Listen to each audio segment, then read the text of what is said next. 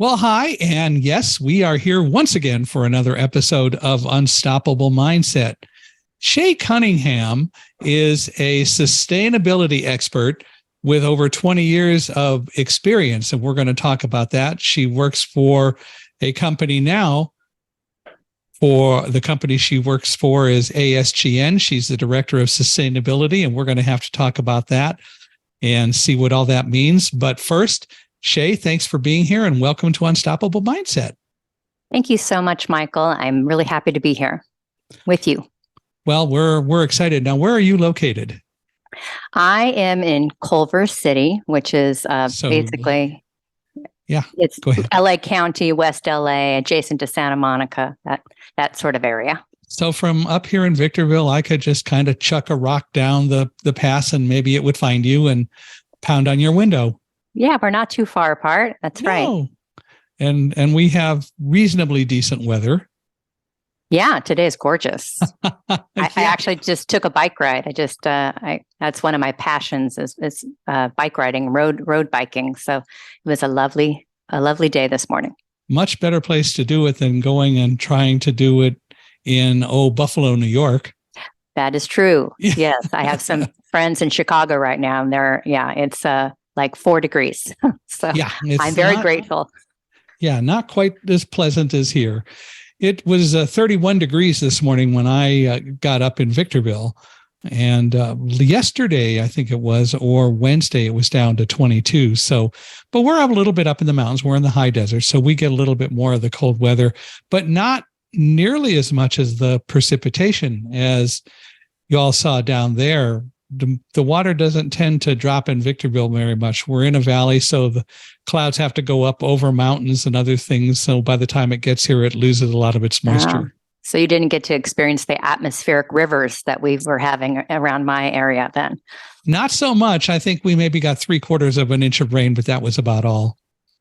Yes, that's good. Because there was quite destructive, not in my community, but around the larger region. So yeah, well, I know right now they're saying we have in the Sierras, about 250% of the normal snowfall for this time of year. And it's just going to be a question of how soon it melts, and hopefully it won't too quickly.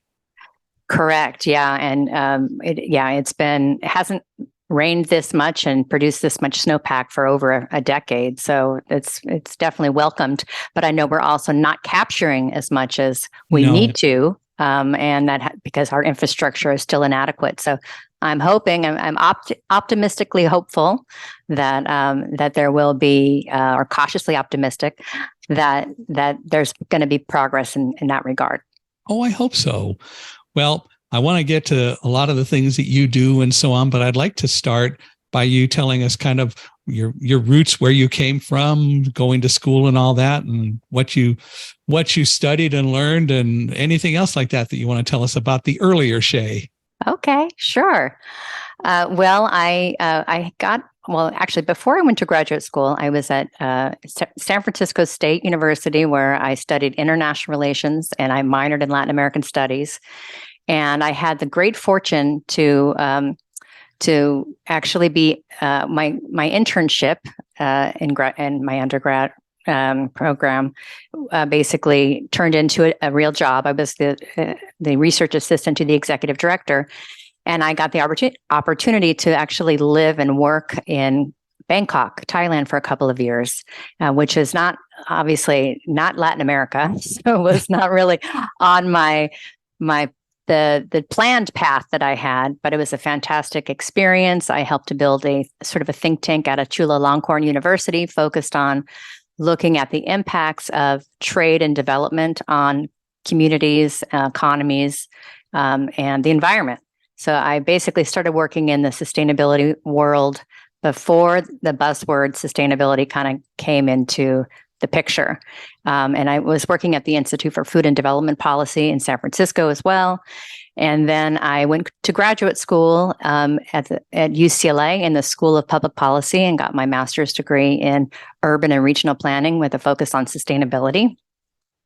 And I have always been sort of a nature lover at heart. Like as a young girl, I was already like, I would be upsetting to see trash on the ground. And, I very much have always loved to camp and hike and be in the ocean, that sort of thing. So I'm sort of naturally, became a sustainability professional.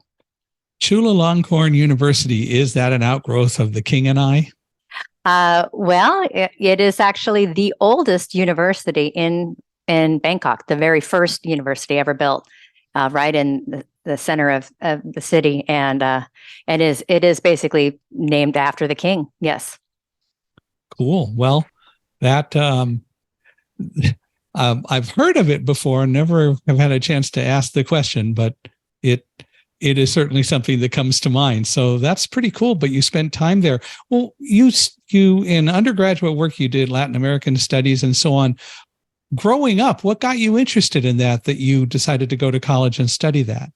That's a good question. Well, I definitely had I had gone with my parents a few times to Mexico for holidays and, sort of summer vacations. And I really was always very curious about learning Spanish because I wanted to be able to understand what people were saying. And I also had friends who were actually in farm worker families in grade school. And so I was just always fascinated with learning Spanish because that was the second language that I heard in my young life. So, and I also just started to really pay attention to the disparities in wealth between my family and the other families, the farm worker families, as well as obviously in Mexico, in some of the places that we stayed. We'd stay in a resort and then we'd go into town, and it was very obvious that there was a lot of poverty, and that was upsetting to me. So that's something that I wanted to sort of learn more about and see how I could be somehow improve the situation to, in my own way. So that's kind of where I came into this, because as I mentioned, sustainability is not just about the environment. It's also about the social aspects, social well-being, as well as the economics. And I would assume that at least to a degree, your parents encouraged the concept and the idea of those kinds of studies. I was kind of like a free range kid, quite frankly. My dad, I lived, my parents sadly divorced at a young age, and I ended up living with my dad and my brother. And, so he was kind of like Mr. Mom.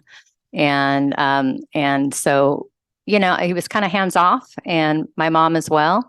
So I just kind of created my own path, and they've always been supportive. Both of them have always been supportive with everything I've chosen to do.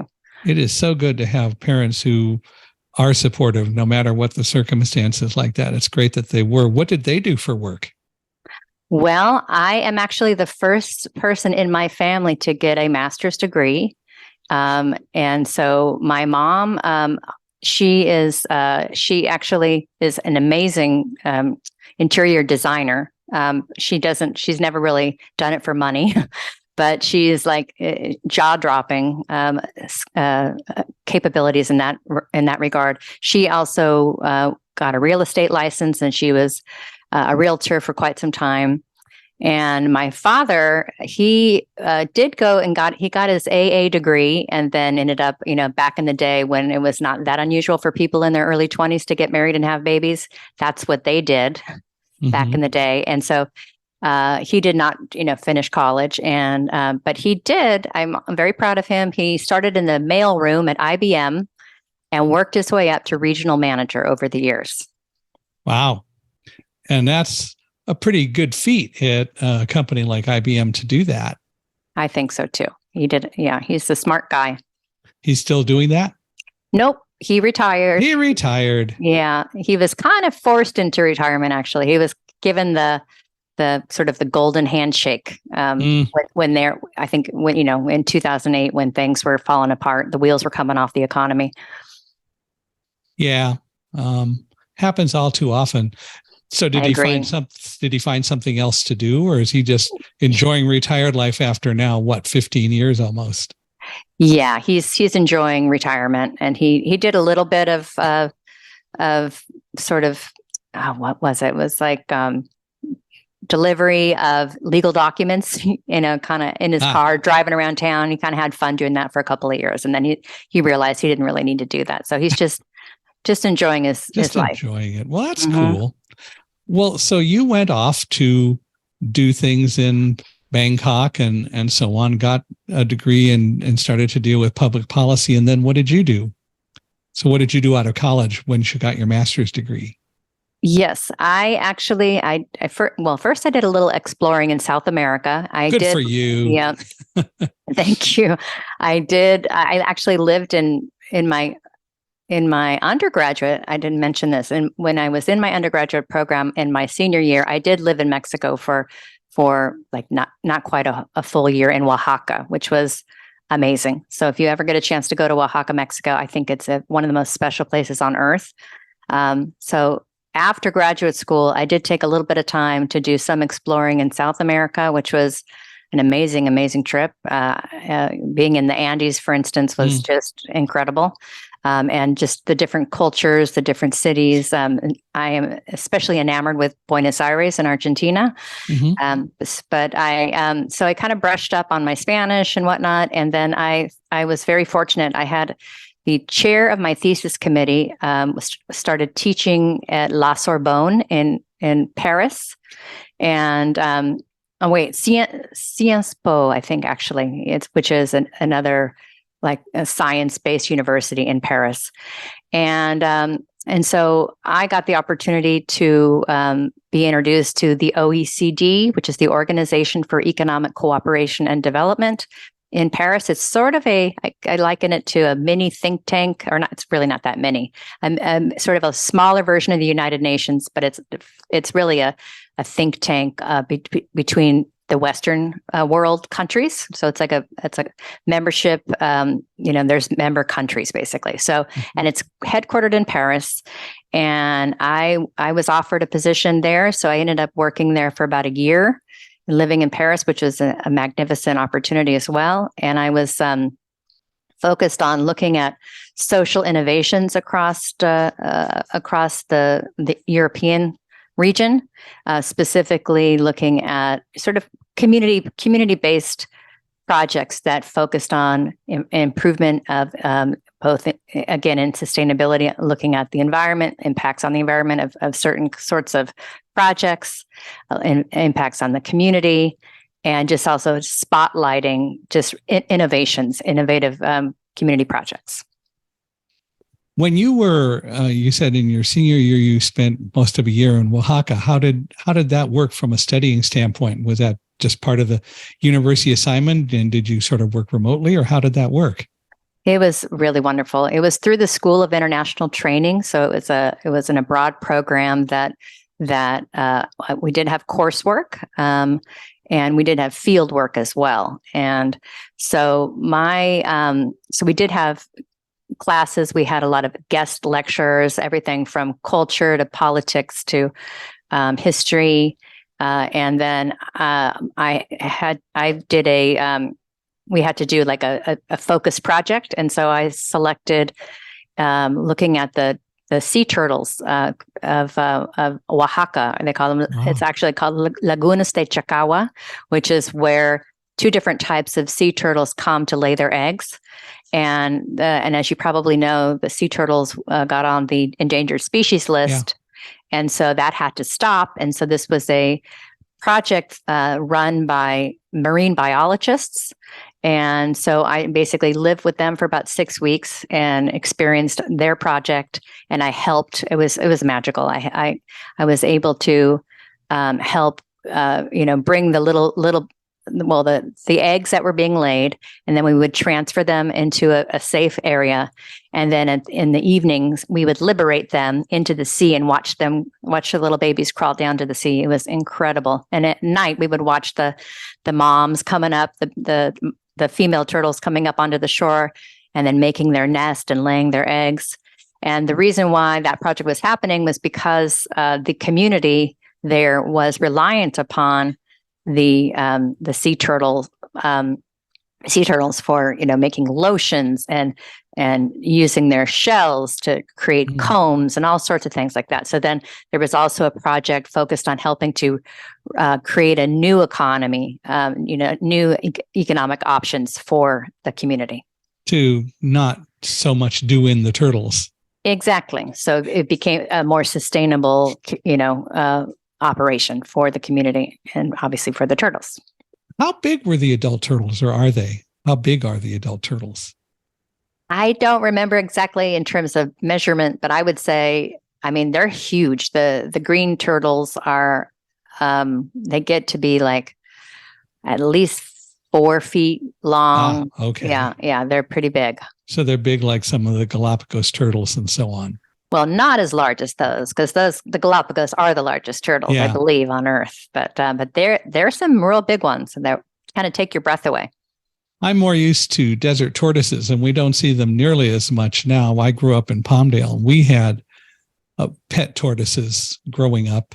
And then later, after I was married, my mother-in-law went out of her house in Mission Viejo one day, and there was a tortoise just walking up the driveway. And clearly it had been someone's pet, but no one could ever claim it or find it. So we ended up deciding that we would take him and putting him in our yard. And then later we got another tortoise. So it was kind of fun. So we had a male and a female. Very sweet. But I like, desert tortoises were fun, and we could pet them, and we would give them rose petals and lettuce and things like that. And they would also just stick their necks out. If you're going to scratch under their necks, they would love it. Yeah. So we made good friends, and actually it got to the point where they decided that one day they wanted to come into the house, and we had our screen door was closed, but not locked. And they just potted open and came in, to the consternation of our cat at the time, but everyone got along. That's really cute. I love it. I love any kind of turtle. Yeah, I like turtles and tortoises. I saw one Galapagos turtle, but I was pretty young, only 7 or 8 at the San Diego Zoo. Oh, wow. But I like turtles and tortoises, and they're kind of fun. Mm-hmm. Well, you eventually went off and went to graduate school, and then what did you do after graduate school? Well, then, after working at the OECD, the Organization for Economic Cooperation and Development in Paris, I ended up coming back to Los Angeles area, and I started to do some consulting actually for the Thai Community Development Center and another, the Community Development Center, which my goodness, I'm forgetting the name of it, but I basically started to consult as a sustainability planner for some different organizations. And I also was invited back to UCLA. I was a graduate student researcher at the North American Integration and Development Center. So I continued to take on some research projects there. I also worked as the research director for the Service Employees International Union, focused on the public sector, and actually I worked with one of the projects that was especially rewarding and interesting was with people with developmental disabilities. It was working with people. They're called People First. I'm not sure if you're familiar with that organization. Yes, a little bit. I think they're based in Sacramento. So that was an interesting project, and working also with the helpers that the in-home care workers. And then so I bopped around a bit. I also had a foyer, and I still practice it, yoga. I started teaching yoga. I had 2 children. So my first one, I was really into yoga, and I ended up being asked, I just found this really interesting and cost-efficient program, and I ended up becoming a teacher through it. And I really just wanted to do that because I was interested in learning more about the roots of yoga, and just not just the actual poses and postures. And then I started teaching. And I, as a mom with young kids, that was a nice sort of side path that I took.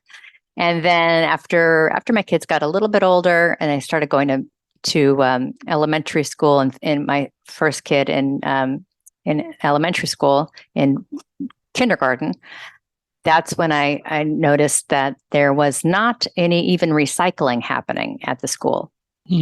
And so I kind of kicked it into high gear and said, okay, we need to change things here at the school district. And I connected with some like-minded parents, some like-minded teachers, and the principal. And we sort of piloted a waste reduction and recycling program at the elementary school. And then from there, we raised some money through Cal Recycle. And then I was asked to be a part of a new sort of committee for sustainability for the school district. And then I ended up leading that. And I really went all in with it. So we raised a couple of large grants and created composting, recycling bins across the entire 10 site school district.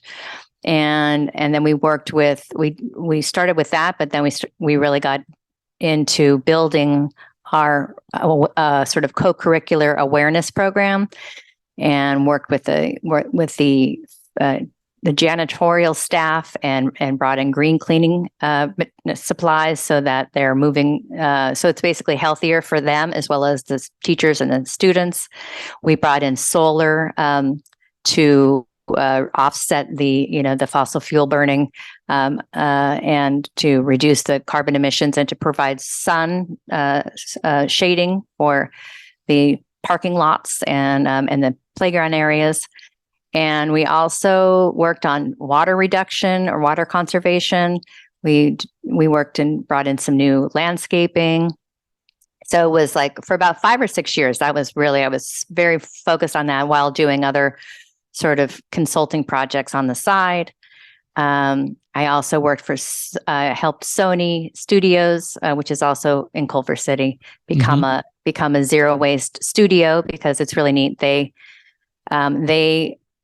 being the studio, they have friendly competitions with other studios across the region, and so they're really into becoming more green and more sustainable. And so I was brought in to help them create a zero waste studio at the headquarters, which was fun. And I mean, I could go on. I have a few other projects that I actually, because of the work I was doing at the schools, I gave a speech at a Green Schools conference, which is an annual conference that happens in Pasadena. And from there, I was invited to work.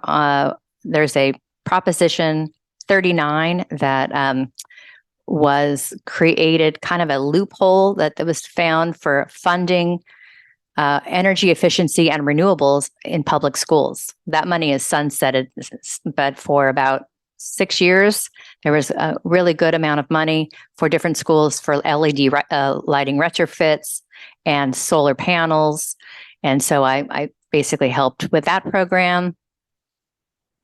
And then my sort of biggest, longest term project that I have that's continuing, and I think I haven't mentioned yet that I developed my own business called Balanced Approach, and it is a certified woman-owned business. It's a sustainability, sort of a micro sustainability planning firm, and I collaborated with a colleague of mine who is the co-director of Sustainable Works, and we pitched a Culver City Sustainable Business Certification program to the city council. Took a couple of years to get it going, but now we're in our the 6th year of the program, and we have certified over 70 businesses now as sustainable, and kind of on the same model of what I did for the school district with my other colleagues, which is, from working on green cleaning, taking out toxics, working on energy efficiency, working on bringing in renewables, water conservation, and awareness building. And also transportation. That's another aspect, because transportation is a large factor in terms of carbon emissions. How long ago was it that you discovered that the school needed to deal with recycling and so on. Your child was in kindergarten. How long ago was that?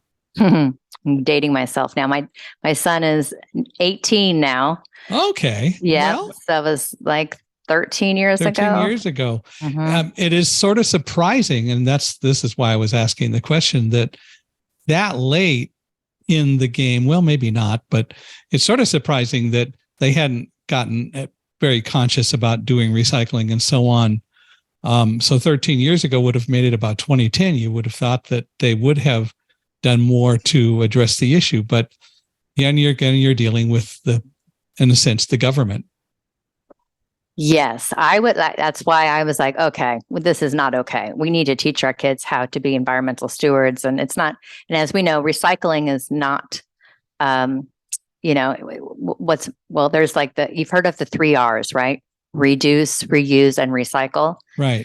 And it really is in that priority. Like first, we got to focus on reducing our waste and reducing our plastics and our disposables, and then it's reusing whatever we can, and then recycle what we can't, reduce and reuse. But yes, to your question, I agree with you. It was really surprising that they didn't have that in place. You would think that would be something that is everywhere universally. But it still isn't. I mean, it just still isn't. So we still have a long road to haul. But Culver City Unified now, thankfully, it's become part of the culture, and we actually received a state level and federal level Green Ribbon Award for the work that we did in Culver City. So I'm pretty proud of that. And you talked about solar and creating shade for parking lots and so on. So you put the solar panels above the parking lots and so on. So that created shade, but it also generated power through the solar energy process. Exactly. Yeah. And then we also, in one of the elementary schools, we have it also shading the playground. And as you know, we have we're having more heat waves, and it's going to continue, unfortunately, until we, really slow the ship down on terms of our fossil fuel burning. But so that's really been helpful because we've had a lot of hot days out on the playground. So it's nice to have that additional shade. How is all of that surviving in the winter with the heavy winds and all? So far, so good. It's pretty solid, thankfully. Yes. Which is cool. And I suppose you could say, in a sense, it maybe helps a little bit in sheltering from some of the winds because they're up there, but they're sort of flat. So I'm not sure that it shelters all that much, but it must help a little. Yeah, it helps a little, and it helps reduce also the bills, the costs of I was just going to ask, energy. Where does the solar power go to the school, or how does that work? It goes back to the grid, Okay. So it goes to the grid. But then what happens is because it at least as of when I was really in the weeds on the program, it was over 50% of the energy needs were met by the solar panels. So, but yeah, so that's, because it is on the grid. It's not an off-grid system, but that is, that's something that climate resilience is really would be the next step, is to have like a battery backup system. So when the blackouts happen, as we know, they do happen, especially in heat waves and whatnot, then the school will be able to stay and keep the lights on, basically. So I was going to actually ask you about batteries. I know that the technology hasn't probably progressed as nearly as much as we would like, but has battery backup technology advanced to the point where it makes economic sense to get batteries? So, for example, in our home here, my home, we have solar, we sell back to the grid, and we don't have battery backups. And when we bought solar and set it up 6 years ago, when the house was built, the person who did it said, batteries are still not worth it. They don't get warranted long enough, and they're very expensive for what you actually get. What do you think? Well, I mean, I'm not a full-on expert and up on that, but I would say this in general: it's the technology just keeps improving rapidly. The costs keep coming down. And when I actually also worked for a couple of years in the city of Malibu, and battery backups were going in very rapidly across the the residents. And I know that's a little bit more affluent community, but there are more and more certainly sort of government agencies and buildings that recognize the importance of the battery backup for sort of public safety. So you might want to weigh it out. I mean, I would keep looking out. And also, the other thing I meant to say is they also have a lot of rebates and whatnot, because there is government programs that are encouraging people to do this. So I would just say keep an eye out. What do you think about the new rules in California? The Public Utility Commission just adopted some new rules that I guess are going to make a significant change in how much people get back from solar and so on. Are you familiar with those? I'm not super up to date on it, but I know that there's stuff going on, and I think some of it is not in a good direction. Yeah. So I think that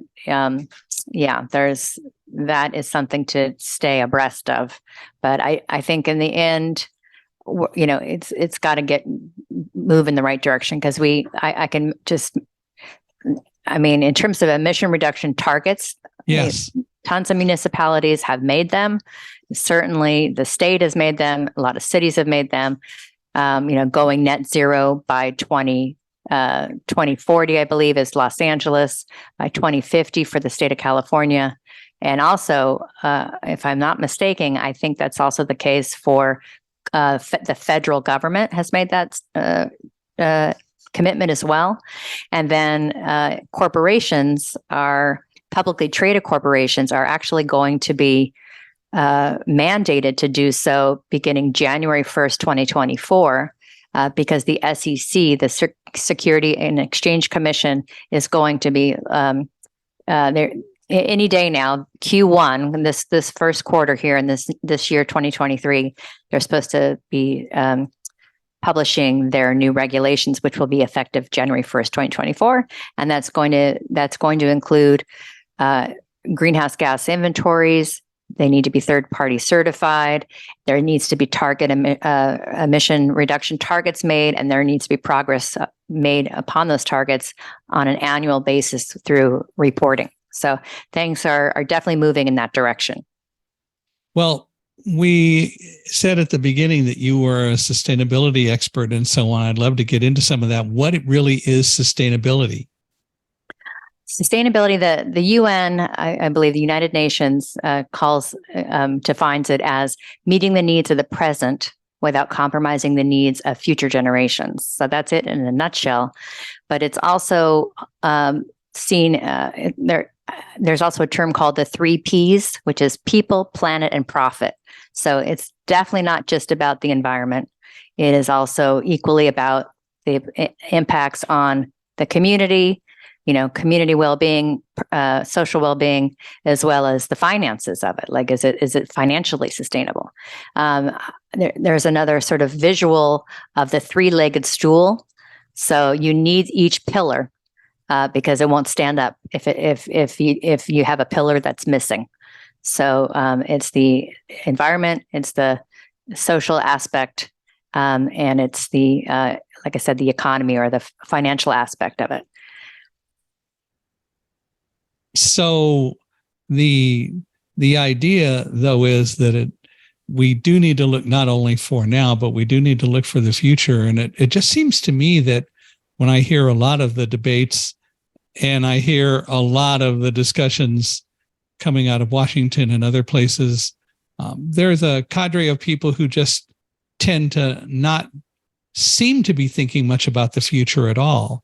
How do we change that? How do we get people to really look more toward the fact that we are all responsible and we have to take an active effort in all of this? Very good point. You really hit it on the head. That it is perplexing to me that there are so many people that are not really taking the responsibility and not really accepting the fact that we all need to work together to sort of do our part, because the signs are all out there. I mean, we are living in the reality of the climate change at a much more rapid pace than the scientists predicted. But at the end of the day, it's not political, and I think that it's become politicized, sadly. And I think we got to. To really answer your question, I think everybody wants to live in a clean world. Everybody doesn't want to see, garbage and pollution. Nobody likes that stuff. I think everybody shares that desire, and I think that I think that's part of the message that we need to get across. Is like, this is not a blame game. We just need to work together on this, and it's not about. I mean, the Earth is going to be fine. I mean, quite frankly, if humans go, the Earth is going to repair itself because we know Mother Nature is amazing. So it's really more about like saving ourselves, quite frankly, and saving our grandchildren, our children, our grandchildren.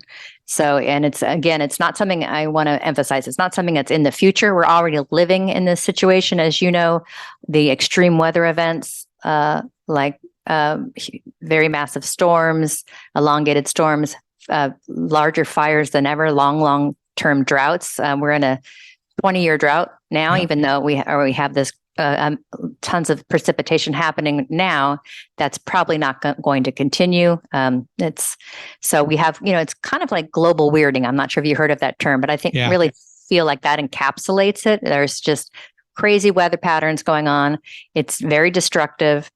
And that's why businesses are really waking up. In fact, the U.S. military has woken up to this, a couple decades ago. They've been building climate resilient systems because of that. So, and then corporations, larger corporations are really, they're out in front of the SEC regulations already because they're seeing that their supply chains are starting to go wonky. Because when you have flooding happening, when you have fires happening, it destabilizes the supply chain. It obviously cuts into productivity, cuts into the costs, the revenues, and it makes things much more. It's not a sure. You know what I'm saying? It makes it much more challenging, basically. Yeah. So they're waking up, and I think they really, especially with the United Nations and the Global Compact, which is the sort of corporate kind of club for engaging in the United Nations and their sustainable development goals and whatnot.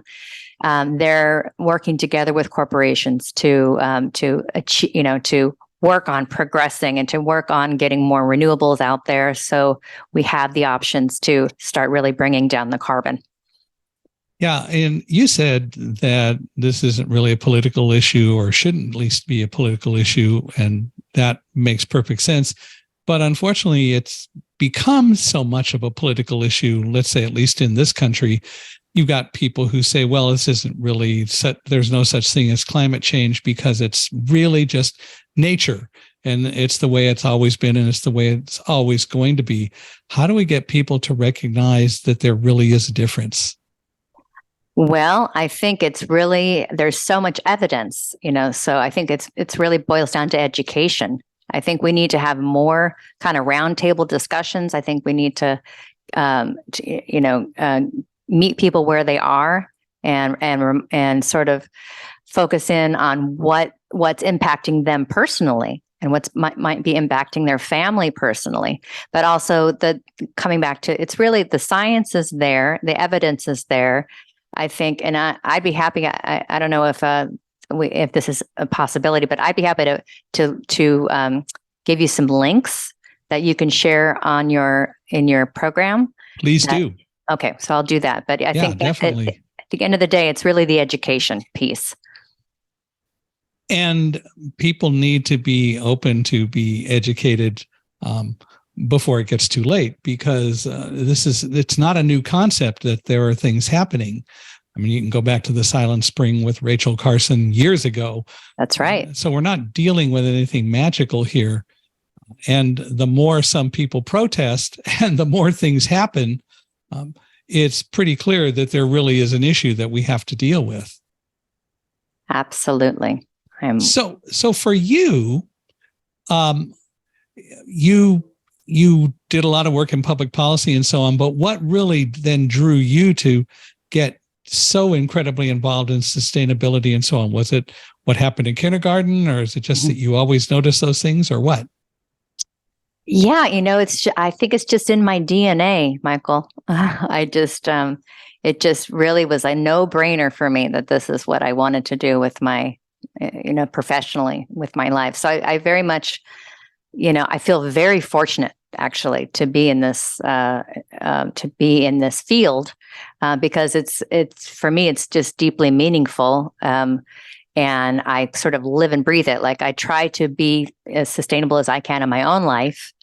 And, so I make sure that I am, I try to, reduce my own carbon footprint. So I'm also walking the talk, but it's a natural fit for me. And again, as I mentioned, like I'm a big nature lover. I've always felt better when I'm outside and, taking a walk in the forest or watching the sunset on the beach. And I mentioned I love to ride my bike and, go through and be in different, explore different routes, Yeah. And I just feel very compelled to do my part to help preserve and conserve and repair and restore our environment. Well, it really is, I think, relevant and important to step out and look at things that are different from what we're used to. I love, for example, going to, when we were in Northern California, places like Muir Woods and forests and so on. I love forests just because the sounds are so different. Yep. And the environment is so different. It was so much fun to be able to be in there and experience a different environment like that. And I kind of always thought to myself, I could live here. But it's so important that we understand different places than we're specifically used to. And as a public speaker who has been traveling for now the last 21 and a half years, I've always been so interested and excited to explore new places and just experience different environments, caves and other things like that as well. Yeah, I'm with you. I definitely feel the same way. And it's a way for us to repair ourselves when we're out in nature. You haven't lived until you've been in the middle of New York City just after a blizzard, and you're walking down Madison Avenue when there are no cars around and it's so quiet, and nothing is going on because there's just way too much snow. It was so much fun to get to do that once. Right on. That's awesome. And there's also nature. I think it's so important to bring nature to the cities too. Yeah. In terms of there's urban forests, for instance. I mean, when we have a lot of trees in the city, it just makes everybody feel better. Yeah, absolutely. It really is important to if you can't bring people to it, then bring it to people at least as much as you can. Absolutely. So you talked earlier about what you did when your son was in kindergarten and really noticing the whole issue about recycling and so on. Overall, I guess two thoughts. One, how is it effective and why is it effective to explore and bring sustainability into elementary schools?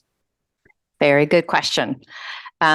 I think it is imperative to do that, to bring it to really young kids, because they are like sponges, so they're able to pick up these new habits and make them just habits that they don't have to think about in terms of, being good at reducing their waste, for instance, not bringing, reuse or like plastic water bottles, for instance, and plastic bags, and saying, no, I'm going to bring reusables. I have a reusable water bottle, and that's better for the environment. That's better for me, and being careful about recycling and that sort of thing.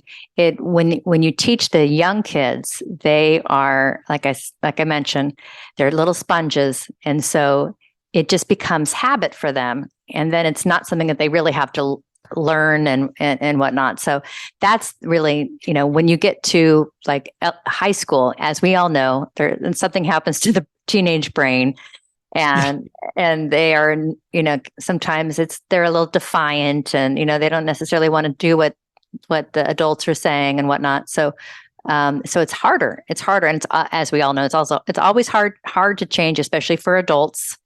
Not everybody. It's usually change is hard. I mean, you've heard that term before. Yeah. But that's only one thing you can ever really be sure of in life is change, because everything changes, and so we might as well go with the flow and learn how to be skillful at riding the waves of change, right?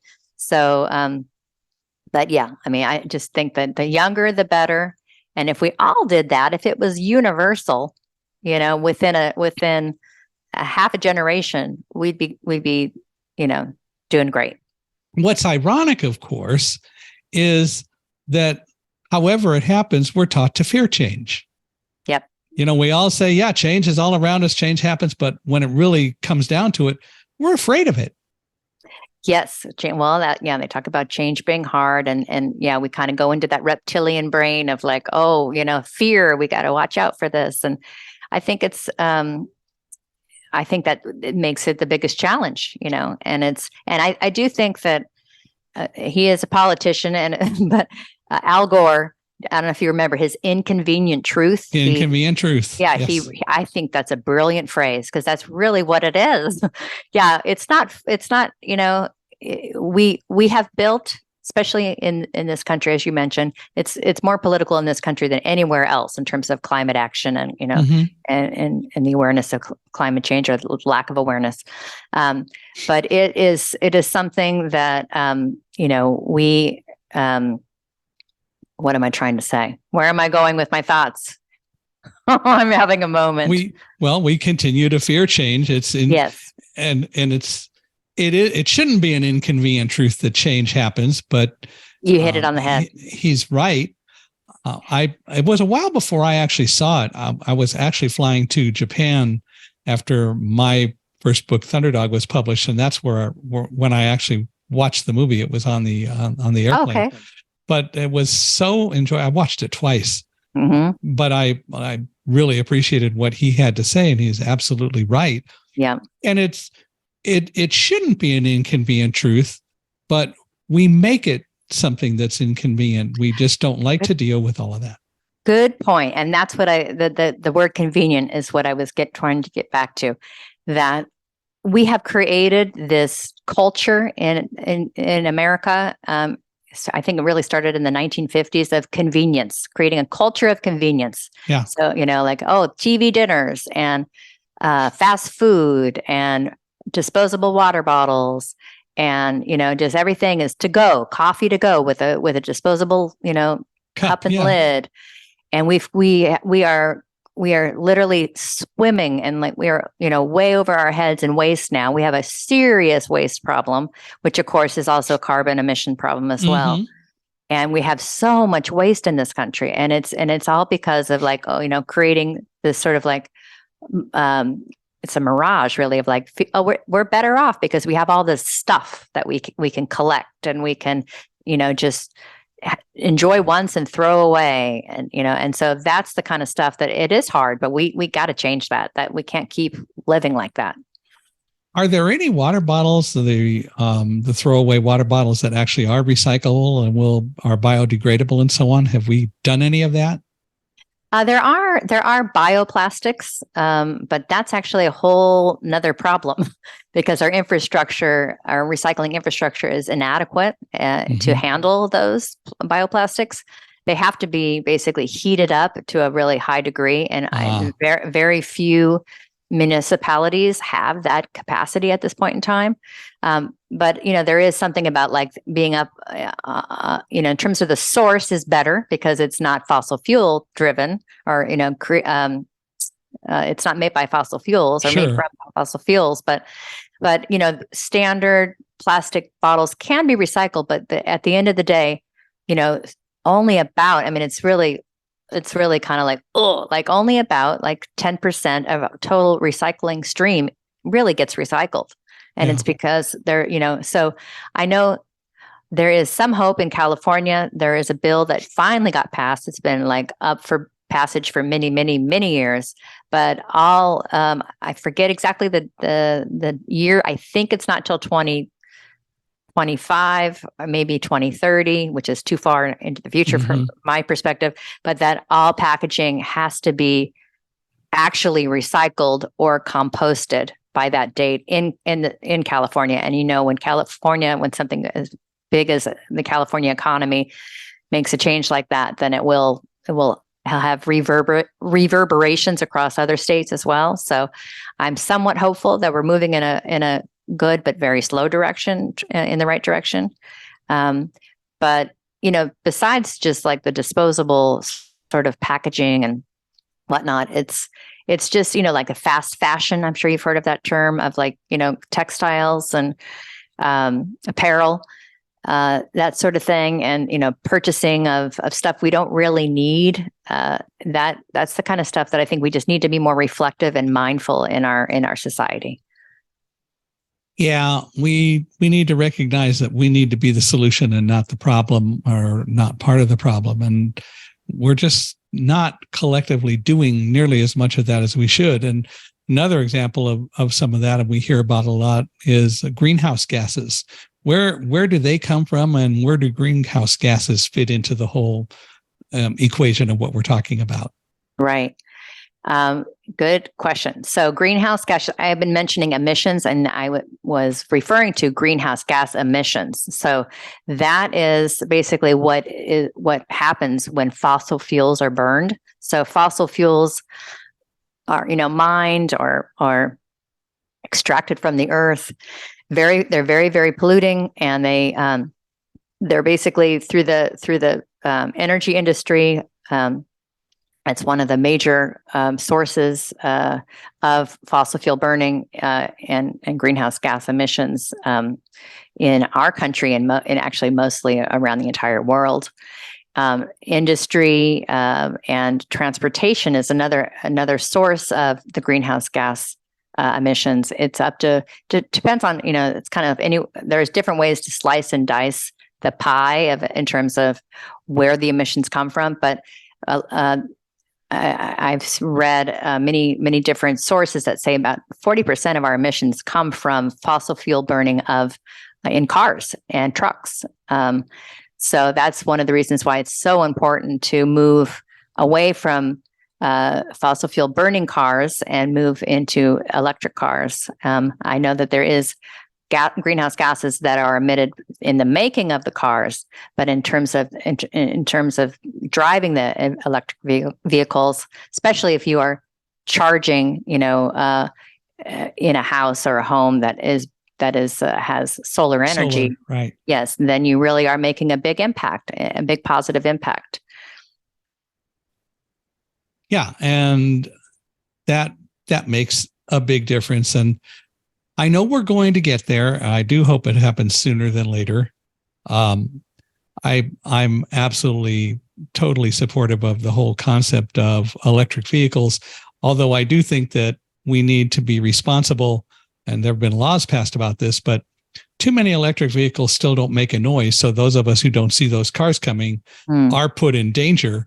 And it's now been 12 years since the law was passed, the Pedestrian Enhancement Safety Act, that said that cars need to make a noise, and they're still playing with standards and trying to deal with it. And the reality is that the best, ironically, from at least my perspective, maybe scientifically someone will come up with something different, but I haven't heard it yet. The best way for me to deal with a vehicle and making noise is the sound of an internal combustion engine. And they ought to be able to emulate that sound in cars, because I can tell the difference between a bus and a car and a truck. And I can tell more about whether the car is speeding up or slowing down because of all the different nuances of an internal combustion engine sound. So one tone isn't going to do it, but they haven't done that yet, really. And at some point, once again, it's going to have to be addressed, because even NHTSA has said that when cars are quiet, for the total population, there's 1.5 times as likelihood of an accident happening with a pedestrian. My so goodness. It isn't just blind people anymore. Right. And that's what got the law passed in the first place. How interesting. Thank you for telling me that, because that's something I never thought about. That's really opens my mind to that. Well, it is something that needs to be dealt with. And but I love the concept of electric vehicles. And I've actually driven a Tesla down I-15. And the driver was the normal owner and driver was in the car. But he said, "You want to drive it?" I said, "Sure." So I drove about 15 miles and appreciate what it can do. And I realized that we really are on the cusp of the whole concept of autonomous vehicles. Yeah. What we have now is not anything like what we're going to have in 20 years. And the viability and the foolproof nature of what they can do is going to come. But we have to start somewhere. Absolutely. Yeah, that's going to be fair. I mean, I'm a little nervous about it, but again, change is hard. Well, I think there's reason to be nervous because we can't move too quickly, otherwise we're going to push the cars beyond the limits of what they can do today. But we're seeing constant improvements in the whole concept of autonomous vehicles, and the time is going to come when they really will be as safe and as foolproof as we would like them to be, or as we read about in science fiction books. Right. That's coming. Pretty wild. I know, isn't it? Well, how about measurable carbon emissions and so on, measuring them and dealing with all the reporting and studying of such things? That's obviously important. And I would assume that one of the values of that is it really helps us get to a better understanding of whether we are or we're not having an effect on the environment in a positive way. Yeah, absolutely. Yeah. So that's the greenhouse gas inventory that you can do, on a personal residential level. And of course, municipalities do it and businesses do it. And a lot of businesses are not doing it yet, but as I mentioned, many corporations are doing it and are demanding that their suppliers do it, and the Security Exchange Commission will be mandating it. So that is, in a nutshell, it's basically, for a business, it's looking at the different sources of greenhouse gases, which I'm not sure if I mentioned. It's really the major cause to global warming, which is which I think is more aptly called global weirding, because it's, there's extreme cold snaps that happen as well as extreme heat. And as you know, glaciers are melting, ice and sea levels are rising, the whole business. But so in terms of the greenhouse gas inventory, we look at the different sources, which of course buildings are a major source, using the energy in the buildings. And then we calculate, what is that in greenhouse gases in terms of energy. And we look at the transportation, we look at business travel, we look at, airplanes, as we know, our jet fuel is very polluting. Thankfully, we're seeing the aviation industry starting to move toward making commitments, at least, to have electric planes, at least starting to phase them in by 2030. Because 2030, by the way, is sort of the year that the United Nations has focused on. And we need to have really measurable reductions, and half of our emissions need to be reduced by 2030 globally. And then in terms of going back to the business travel, there's more hotels as well that are just starting to make commitments as well to be net zero hotels by a certain date. So, and it's really the proof is going to be in the pudding. We need to see the progress. We can't just say, okay, we're going to do that and then share best practices in 2030. No, every year we need to redo the inventory. We need to put programs into place to incentivize people to take alternative transportation to work, including public transportation, carpooling. If you're going to buy a new car, go EV. If you can ride your bike to work, if you're not that far away, choose to do that. Do active transportation, that sort of thing. So we need to get those sorts of things in place and incentivize people and to make it fun, because change is hard. you gotta be smart about it and be creative about it, and make it something that is going to be engaging and is going to, people are going to open their minds to it. So, and so basically we take all the different sources of the data, where the greenhouse gases are coming from, and then we crunch the numbers, and then we have our carbon emissions, sort of portfolio, so to speak. And then we know okay, this is where we are this year. This is where we need to get next year. So we have to do short-term, medium-term, and longer-term planning for year after year for, reducing the carbon. And in terms of the corporations as well, there's at least in terms of like office-based work, I think it's very important that we maintain, and it's looking like it's feasible to maintain sort of hybrid work schedules and flexible work schedules. So we are not, needlessly driving back and forth to the office every single day. I think we're starting to grow to realize that there's value in so many ways to allow people at least to have a hybrid schedule and do some work at home. Helps family, helps mindset. It helps everyone to sometimes be able to do a little bit more on your own schedule rather than, there's just one process to do it. Right. Exactly. So you are the Director of Sustainability for ASGM? ASGN Incorporated. ASGN. And what is ASGN?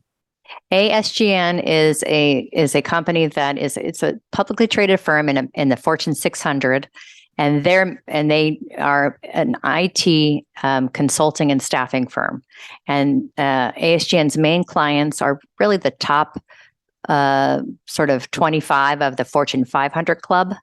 And so Microsoft, Apple, Google, Amazon, IBM, and others are the main clients. And so that's where and especially Microsoft, I have to give a shout out to Microsoft. They're the ones who are really the most sort of at the forefront of making target reductions and also requiring suppliers to follow their lead.